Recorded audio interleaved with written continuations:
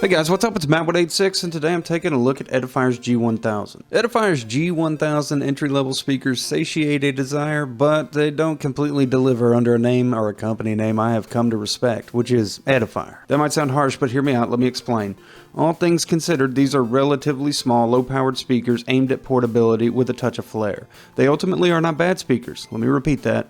I like these, but I believe that the Edifier bar is high enough for me to cause me to not love them. It's a 2-channel setup, left and right. Each speaker is 2.5 watts, and there is no independent woofer to help deliver on some of the lows. They sound middle of the road alright to me and can get pretty loud for their small size while maintaining a pretty balanced sound. I could listen to them contently and enjoy them for quite a while. I personally, though, will never be a fan of captive cables. Captive cables prevent you, the end user, from some of the easiest modifications and repairs possible. And before I forget, the captive cable is about 4.5 feet long, which makes it pretty convenient for setting up things and being able to put the speakers around stuff. 2 rubber feet on the bottom of each speaker help them hold the desk really well. The speakers have 3 modes: an analog mode, 3.5mm, a digital mode, USB, and a Bluetooth mode. Clicking on the inline control button through these modes can help you find what you're looking for via audio cues. Line input, Bluetooth input, USB input. There is an analog volume wheel located on the inline control as well, and a light control button, but more on the light control button in just a second. You can skip plugging in 3.5 altogether and just use USB for PC if you want. It's not a tandem setup like we see in other speakers. So skip 3.5mm if you just want to use USB for your sound output to your speakers.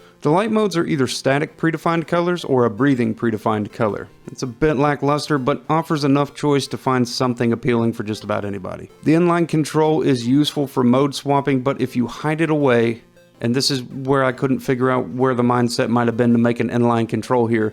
If you hide it away and you want to go swap to Bluetooth mode so you can listen to something from your phone, swap to analog mode so you can listen to something from a laptop you walk over with, you'll have to dig out the inline control in order to do that, and I find this kind of a burden and kind of counterintuitive for the product itself, when maybe putting some button on the back of one of the speakers, either left or right side, to swap these modes might have been a little bit simpler to do and a little easier for people to use. So ultimately the inline control feels a little bit inconvenient. Let's do a quick sound test though, and I'll kind of wrap this up because you see them and then I want you to be able to hear them and compare. Now, listening to a recorded speaker over a microphone played back over speakers that you're listening from is not going to accurately give you the sound of the speaker. The idea here is to kind of listen to the differences between the two and compare. And I'm going to play with the Edifier Luna ones as well so I can show you why my bars may be set so high. You're not going to hear them as I hear them in person, but you can probably detect some differences and be able to decide for yourself, yeah, I kind of get what he's talking about. Anyways, we're rolling to that, and I'll leave it with that. I won't come back after that, so you guys have a great day, night, whatever it is, and I'll see you in the next video I do.